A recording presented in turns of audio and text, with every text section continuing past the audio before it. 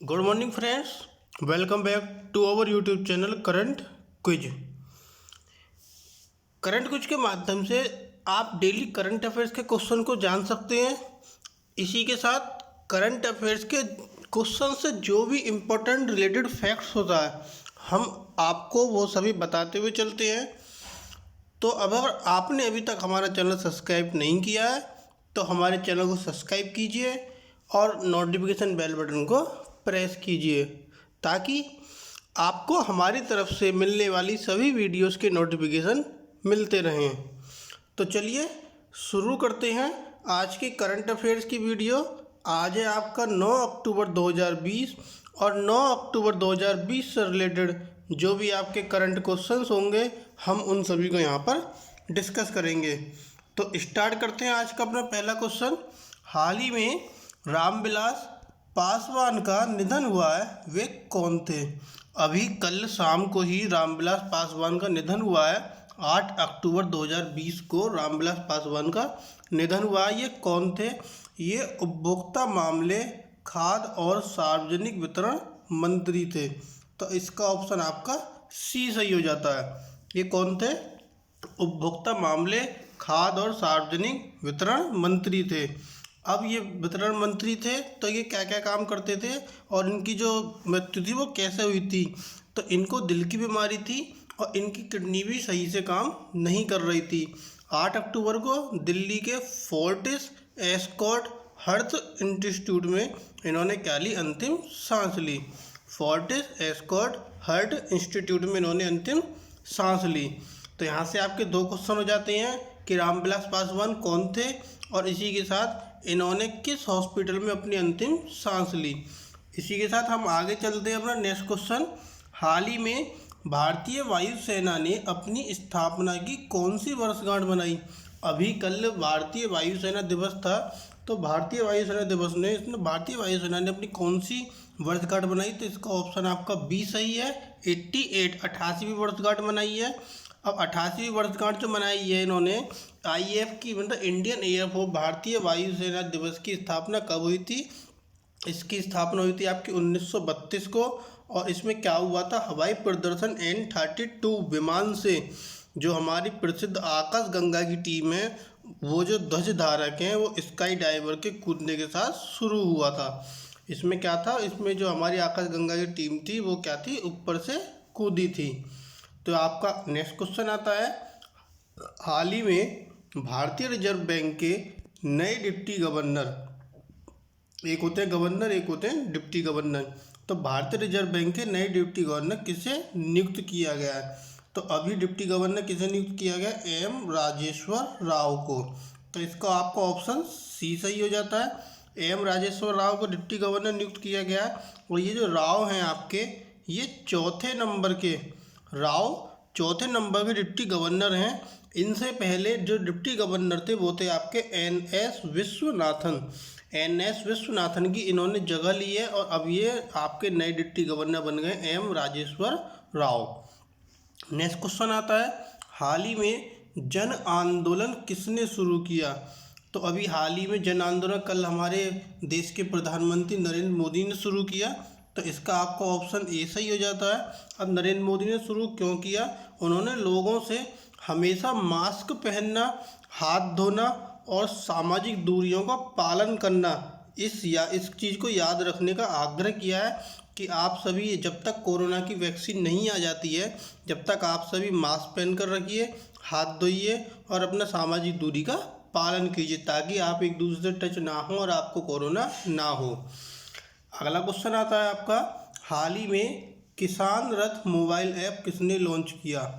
तो किसान रथ mobile app आपका सर्बानंद सोनोवाल ने लॉन्च किया है। सर्बानंद सोनोवाल ने किसान रथ मोबाइल ऐप लॉन्च किया है। अब सर्बानंद सोनोवाल कौन है? सर्बानंद सोनोवाल आपके असम के मुख्यमंत्री हैं। सर्बानंद सोनोवाल असम के मुख्यमंत्री हैं। अब जब इन्होंने असम के मुख्यमंत्री तो ये मोबाइल ऐप लॉन्च क्यों किया है? ये मोबाइल ऐप हमारा फल और सब्जी से रिलेटेड है और ये जो ऐप है आपका वो Assam agri business and rural transformation परियोजना के द्वारा ये क्या होगा? लागू किया जाएगा। अब असम की बात आई है तो असम में आपके जिलों की संख्या कितनी है? 33। असम में आपके राज्यसभा सीटें कितनी है? 7। और असम में आपकी लोकसभा सीटें कितनी है? 14। अपना अगला क्वेश्चन लाते हैं। हाल ही में अश्विनी कुमार का निधन हुआ है, वे कौन थे? अभी अश्विनी कुमार का निधन हुआ है, ये कौन थे? ये आपके नागालैंड के राज्यपाल थे। ये कौन थे? आपके नागालैंड के राज्यपाल थे। तो इसका आपका ऑप्शन ए सही हो जाता है। और इनकी मृत्यु कैसे हुई है? इनका जो शव था वो इनके शिमला के घर में ही पाया गया था। और ये कौन थे? ये 1973 बैच के भारतीय पुलिस सेवा के अधिकारी थे। और अगस्त 2008 से नवंबर 2010 तक केंद्रीय जांच ब्यूरो का इन्होंने नेतृत्व किया था। और इनकी जो मृत्यु थी वो अपने घर शिमला में हुई थी। अब बात नागालैंड के राज्यपाल हैं, क्योंकि नागालैंड की बात आती है तो नागालैंड में आपकी लोकसभा सीटें कितनी है? 1 है। नागालैंड में राज्यसभा सीटें 1 है। और नागालैंड का राजकीय पशु क्या है? गायल। अगला क्वेश्चन, हाल ही में ज्यूरिख एयरपोर्ट इंटरनेशनल के प्रतिनिधियों के साथ किस राज्य ने एक रियासत समझौते पर हस्ताक्षर किए हैं? अभी ज्यूरिख एयरपोर्ट इंटरनेशनल के प्रतिनिधियों के साथ हमारे उत्तर प्रदेश ने रियासत समझौते पर हस्ताक्षर किए हैं। हस्ताक्षर क्यों किए हैं? क्योंकि इसमें क्या है कि ये 40 वर्ष की अवधि के लिए हस्ताक्षर जो किए गए, उसमें क्या है कि 40 वर्ष की अवधि के लिए जो जेवर में नोएडा अंतर्राष्ट्रीय हवाई अड्डा बनने जा रहा है, उसका जो डिज़ाइन है, उसका जो निर्माण है और उसका जो संचालन है, उस सभी का देखरेख कौन करेगा? आपका Zurich airport international. Zurich airport international करेगा सब चीज़। इसी के साथ इन्होंने 40 वर्षों के लिए क्या करें? इस पर हस्ताक्षर किए हैं। अब बात आपकी उत्तर प्रदेश की आती है। तो उत्तर प्रदेश के आपके मुख्यमंत्री कौन है? योगी आदित्यनाथ। उत्तर प्रदेश में ज़िले कितने हैं? 75। उत्तर प्रदेश में लोकसभा सीटें कितनी हैं? 80। और उत्तर प्रदेश में राज्यसभा सीटें कितनी हैं? 31। अगला क्वेश्चन आता है, हाल ही में जे वेंकटरमू किस बैंक के 3 साल के लिए एमडी और मुख्य कार्यकारी अधिकारी के रूप में नियुक्त हुए हैं? तो अभी ये जे वेंकटरमू किस बैंक के लिए नियुक्त हुए हैं? India post payment bank. India post payment bank के लिए ये नियुक्त हुए हैं। अब इनको क्यों नियुक्त किया गया है? क्योंकि इन्हें भुगतान, मोबाइल बैंकिंग और खुदरा बैंकिंग के क्षेत्र में इन्हें 22 साल का अनुभव है। और वर्तमान में ये इक्विटाइज स्मॉल फाइनेंस बैंक में मुख्य डिजिटल अधिकारी थे। तो इसीलिए इन्हें इंडिया पोस्ट पेमेंट बैंक का क्या नियुक्त किया गया? मुख्य कार्यकारी अधिकारी नियुक्त किया गया है। आपका अगला क्वेश्चन आता है, हाल ही में जयदीप मजूमदार कहाँ पर भारत के नए राजदूत बने हैं? अभी हाल ही में जयदीप मजूमदार होली सी में भारत के नए राजदूत नियुक्त हुए हैं। अब होली सी में नियुक्त हुए हैं क्यों? और इन्हें क्यों नियुक्त किया गया है?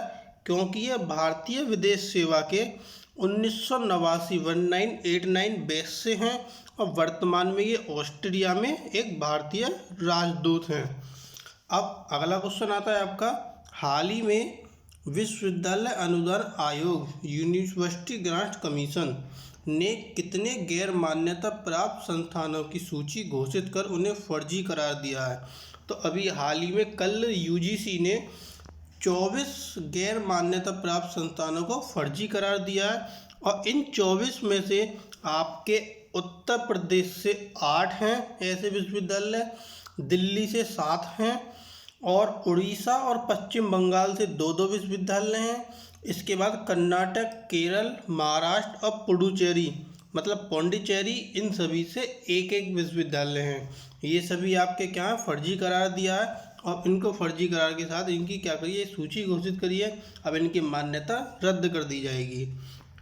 अगला क्वेश्चन आता है, हाल ही में इमैनुअल चार्पियर और जेनिफर ए डूडना ने किस क्षेत्र में नोबेल पुरस्कार जीता है? तो इमैनुअल चार्पियर और जेनिफर ए डूडना ने अभी रसायन विज्ञान के क्षेत्र में नोबेल पुरस्कार जीता है। तो इसका आपका ऑप्शन बी सही हो जाता है। अब इन्होंने नोबेल पुरस्कार जीता है तो ये हैं इनके दोनों की कि कौन कौन है आपका? इमैनुअल चार्पियर और जेनिफर ए डूडना। अब इन्होंने क्यों जीता है? इन्होंने जीनोम संपादन के नए तरीके क्रिस्पर के विकास के लिए रसायन शास्त्र में नोबेल पुरस्कार जीता है। और इस नोबेल पुरस्कार में क्या क्या चीज़ शामिल होती है? इस नोबेल पुरस्कार में 10 मिलियन कोरोना पुरस्कार राशि और एक आपका स्वर्ण पदक शामिल होता है। इसी के साथ आपका अगला क्वेश्चन आता है, हाल ही में HDFC बैंक ने हेल्दी लाइफ प्रोग्राम शुरू करने के लिए किसके साथ हाथ मिलाया है? अभी हाल ही में HDFC बैंक ने एक हेल्दी लाइफ प्रोग्राम शुरू किया जो हमारे स्वास्थ्य से रिलेटेड है। तो इसके लिए इन्होंने अपोलो हॉस्पिटल से हाथ मिलाया है। अपोलो हॉस्पिटल जितने भी आपके होंगे उन सभी में क्या होगा कि ये जो सेवा है ये आपके स्पेशल HDFC बैंक कस्टमर के लिए है, जो अन्य लाभों के साथ साथ मुफ्त में जो अपोलो के डॉक्टर होते हैं वो इमरजेंसी सेवा में 24 घंटे आपके साथ रहेंगे। आप उनसे कोई भी सलाह ले सकते हैं। तो अब ये हाल ही में HDFC बैंक ने अपोलो हॉस्पिटल के साथ हाथ मिलाया है। आपका अगला क्वेश्चन आता है और ये आपका आज की वीडियो का लास्ट क्वेश्चन है, हाल ही में कौन सा राज्य मास्क की कीमतों को नियंत्रित करने वाला पहला राज्य बनेगा? तो अभी आपका कौन सा राज्य पहला राज्य बनने वाला है? वो है आपका महाराष्ट्र। महाराष्ट्र आपका ऐसा पहला राज्य होगा जो मास्क की कीमतों को नियंत्रित करेगा। क्यों? क्योंकि सरकार की मंजूरी, अब इसमें क्या होगा, सरकार की मंजूरी के बाद जो मास्क हम बेचेंगे वो एक संशोधित दर पर बेचेंगे और साथ ही इसके साथ सैनिटाइजर की कीमत जो है उसको भी नियंत्रित किया जा रहा है। अब इसको नियंत्रित किया जा रहा है तो अब बात आती है महाराष्ट्र की। तो महाराष्ट्र में आपके जिलों की संख्या कितनी है? महाराष्ट्र में आपके जिलों की संख्या 36 है।